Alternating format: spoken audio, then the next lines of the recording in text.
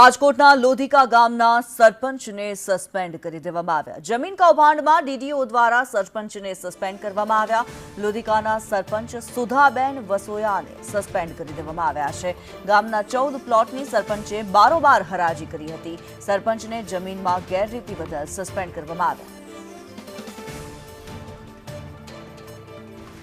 રાજકોટના લોધિકા ગ્રામ પંચાયત જમીન કૌભાંડ મામલે મોટા સમાચાર।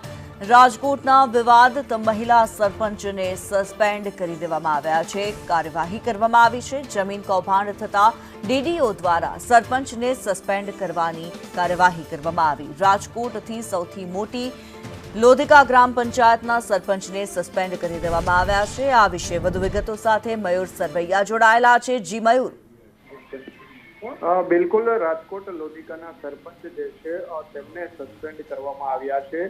સમગ્ર મામલે વિવાદિત મહિલા સરપંચને સસ્પેન્ડ કર્યા છે। જમીન કૌભાંડ થતા ડીડીઓ દ્વારા સરપંચને સસ્પેન્ડ કર્યા હોવાનું સામે આવ્યું છે। લોધિકાના સરપંચ સુધાબેન વસોયા જે છે કલમ નંબર 57(1) મુજબ સસ્પેન્ડ જે છે તે કરાયા છે અને લોધિકાના જૂના તેમજ નવા ગામતળમાં કુલ 14 પ્લોટ સત્તા બહાર હરાજી કરી નાખી હોવાનું સામે આવ્યું હતું અને ત્યારબાદ સરપંચ જે છે તેમના સામે મોટી કાર્યવાહી કરવામાં આવી છે।